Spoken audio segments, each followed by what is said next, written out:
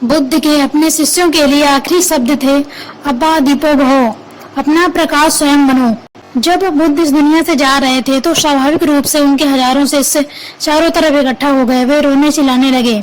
गुरु उन्हें छोड़कर जा रहा था।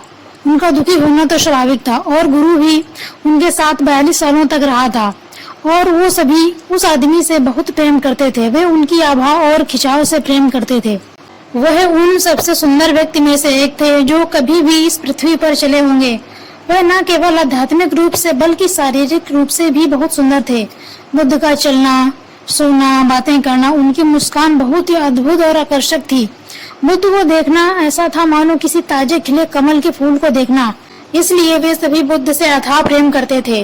उन लोगों ने एक इंसान के लिए अपना सब कुछ त्याग दिया था, लेकिन वही इंसान उन्हें छोड़कर जा रहा था। सब रोने लगे, लेकिन बुद्ध ने कहा, चुप हो जाओ, ये रोना धोना बंद करो। और तुम सब रो क्यों रहे हो? इससे क्या फर्क पड़ता है कि मैं इस दुनिया में रहूं या न रहूं? मैं तुम्हारा प्रकाश नहीं था। तुम्हें अपना प्रकाश स्वयं बनना होगा। मैं कह देता हूँ, जिस घटना को श्राप समझकर तुम सब रो रहे हो, वही तुम सब के लिए एक दिन वरदान सिद्ध होगी। क्योंकि जब मैं चला जाऊंगा तो तुम खुद को खोजने का प्रयास करोगे। जब तक मैं यहाँ था तो तुम्हारी खुद से ज्यादा मुझ पर दिलचस्पी थी। हालांकि मैं लगातार तुमसे कहता रहा हूँ कि खुद के भीतर जाओ, खुद को जानो, लेकिन तुम मुझ पर ही ध्यान केंद्रित कर रहे थे।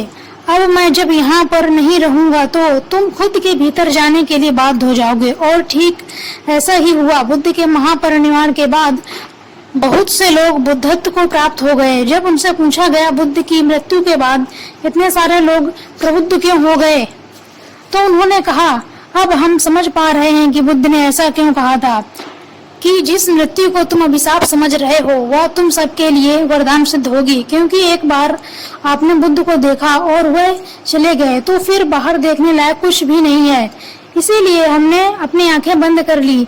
हमने बुद्ध के रूप में वह सब देख लिया जो सबसे अधिक देखने योग्य था।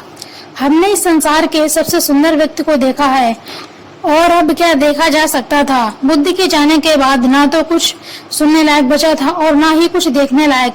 तो हमने अपनी आंखें बंद कर ली और भीतर की ओर मुड़ गए। क्योंकि अब बुद्ध बाहर नहीं थे तो पहली बार हमने उनकी आवाज अपने भीतर सुनी। जब तक बुद्ध हमारी आंखों के सामने थे तब तक अपनी भीतर की यात्रा को कल पर डालते रहते थे, क्योंकि हम उनके करिश्मा और व्यक्तित्व में ही व्यस्त रहते थे। लेकिन जब वो चले गए तो हमने मजबूरी में अपने भीतर उतरना पड़ गया। शायद बुद्ध का जाना ही इस दुनिया से उनका सबसे बड़ा आखिरी उपदेश था।